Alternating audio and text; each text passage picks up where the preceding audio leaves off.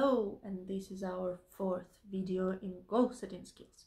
It's a very essential skill because it can be used basically in any aspect of your life, so let's get started.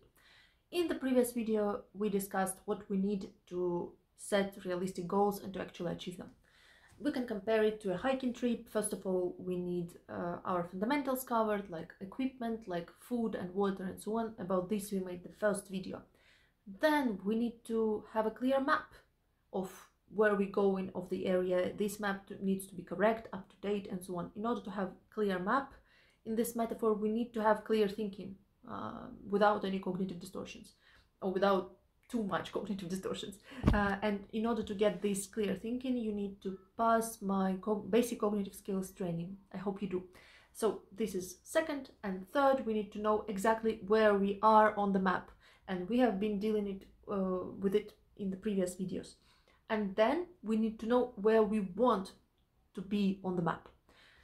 In the previous video, we discussed where we definitely cannot be on the map, what goals on the map are not advisable, and which goals are dangerous, like alligator pit or something, you know, like dangerous places where you shouldn't be going. And you can check my previous video to see that in this playlist. And today we're going to talk about goal state. As you remember, we were talking about problematic state in the previous videos, describing in detail what our life looks like now when we didn't do any change yet. And goal state is describing our life and state of our life after we achieve the goal, when we achieve that goal. So let's get into this. I'm sorry, I made weird laughter. I get a bit weird when I get tired. Anyway, let's begin. Let's become as well. Our goal state. We're going to describe the state of being in which we are after we achieve that goal, the state that we want. First of all, we describe our thoughts. And very, very important that we need to use only positive formulation of things, meaning that we do never use not or negation words. For example, you cannot say I don't feel anxious. Instead, you say what you feel instead, what you want to feel instead of feeling anxious. Like I feel joyful, I feel calm, I feel relaxed, I feel energetic, and so on and so on. So instead of saying don't, we always use do. Instead of saying no, we always use what we actually have. Instead of stating absence of something, we state presence of something else that we want in its place. And this is something that many people kind of make this mistake, that they know what they do not want, but they don't know what they want. And because of it, of course, they cannot achieve their goal because they don't want where they want to be going. They don't know where they want to end up. To compare it with our map, it's like looking at a map and saying like, okay, I'm now here at this place, at this village. I don't want to be here. And then you ask yourself like, but where do I want to go? And you say like, I don't want to be here. I don't want to be here. By judging by this logic, you can just go anywhere. Okay, so in order to actually get somewhere where you will like, you need to know where you're going. And in order for that, you need to know how you want to feel, what you want to think, instead of saying just I want absence of suffering. Okay, we need to know what you want instead of suffering. I hope I explained correctly. So first of all, we write thoughts that we want to think. So we write down, for example, I want to think like, I wake up and I think, oh, what a beautiful day. I have so many wonderful things to do today. Or in relationship, I think that, oh, so nice. I'm so happy in this relationship and we need to take care of this and this and this. And let's go on a trip together and so on. Like you describe your thoughts as if your problem is gone, as if you achieved your goal, what you're going to think about. And this is a bit, how to say, many people, they think they want to get rid of their goal, but in reality, get rid of their problem, but in reality, they get so used to it that it becomes their like comfort zone, and they become used to thinking about it all the time. and they don't know what to do with their life once their problem is gone. So it's very important to give our brain idea what we want afterwards, because if our brain doesn't know what happens if I don't have this problem, our brain can sabotage our progress, because if we don't know clear picture of where we're going, it's gonna feel scary. Okay, so it's very, very important. First of all, describe thoughts that you want to be thinking. Second, describe feelings that you want to be feeling. I think it's self-explanatory. Third, describe actions that you want to be doing and behaviors that you want to be taking. Or behaviors doing, actions taken, you know. Fourth, describe your physical sensations, how you feel in your body after you achieve that goal. Which was it? Fifth, describe how your other spheres of life will change after you have achieved that goal, including relationships with other people, career, and so on. And number, what is it, 7? Well, we don't we talk about this later. First of all, let's talk about this. I will give you a simple example so that you understand. Remember when we were talking about problematic state, I gave you an example of a client being insecure in relationships. It's an imaginary example, so it's not a real person. And today I'm going to describe how the goal state for this person would sound like. So, for example, thoughts. In problematic state, client was thinking that boyfriend doesn't love me, I'm not good enough, all that.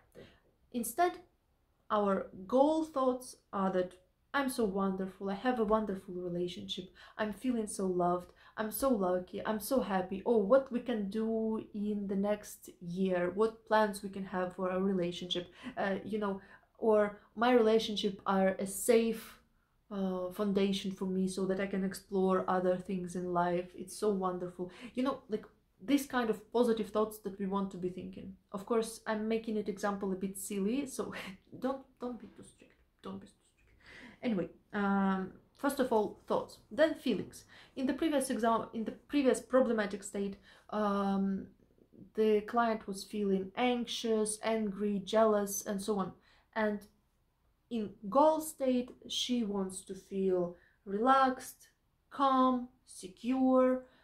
She wants to feel happy, joyful, and so on, and deeply secure in this relationship. Next, behaviors. In the previous example, let's say our client was overeating ice cream because she was feeling unloved. But nowadays, in our goal state, she wants to be able to communicate more with people, to progress more in her other spheres in her life instead of just focusing on relationships. She wants to be able to clearly communicate her needs, and she wants to be able to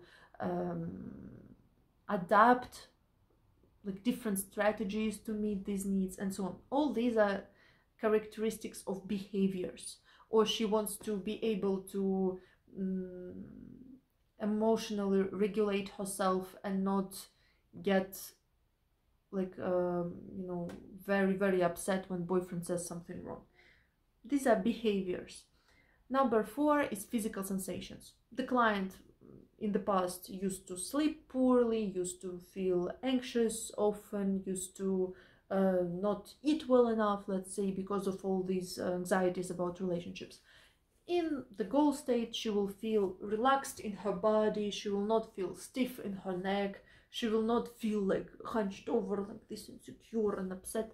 Instead, she will be all proud and straight-backed. You know, all these are physical sensations. And yeah, we can describe all them. And the next one is influence on other spheres of life. We noticed that in problematic state that we described previously, the influence was negative. Let's say that because she was too focused on relationship, she was neglecting her friends, neglecting her family, neglecting her career, neglecting her self-care. And instead, in goal state, when we have solved this attachment issue in relationship, the person, the client is feeling that she has this relationship a secure foundation for future improvement and development. So she has more capacity to try new things, she pays more attention to her friends, more attention to her family, she's more productive in her career, and so on. So we describe all the positive influences that might or will happen in our goal state. So this is very, very important. Blah, blah, blah. So what are we achieving by describing all this? First of all, we understand how exactly we can understand that the goal is achieved. Why? Because if we don't have criteria for when the goal is achieved, how are we gonna know that we achieved it? We cannot. So this is very important. First, criteria. Second, we give our brain idea what is going to happen after this goal is achieved, because our brains are very conservative creatures. They don't want change, they are much more preoccupied with survival. So if you don't tell them that this is going to be like that, this is going to be fine, we're going to think this, feel that, we're going to do that, they might feel too scared to go into the unknown. And this way we tell them, no, it's not the unknown, I know how it will be like this, let's go there. So this way brain feels safe. Basically it's like, you know, when you are using a map, you need to know where you're going, and you know what it looks like when you get there. Like you see, aha, here is a mountain, here is a river, and this way you feel safe to go there.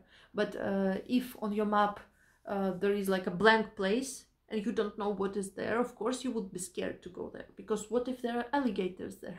Or I don't know, other scary things, who knows.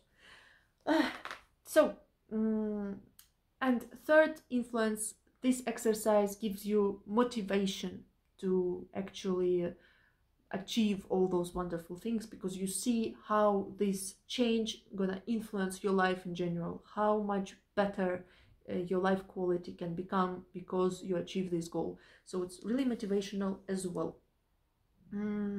Okay.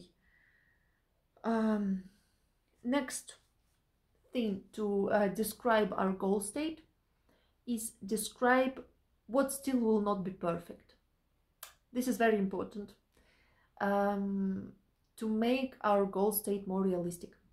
For example, in our case, we described that relationships feels overall secure, but we need to add some kind of bad things in order to make it a bit more realistic. Like, relationship remains secure, but sometimes we misunderstand each other, and then I feel upset, but I quickly self-regulate myself and we communicate about it and we feel good again.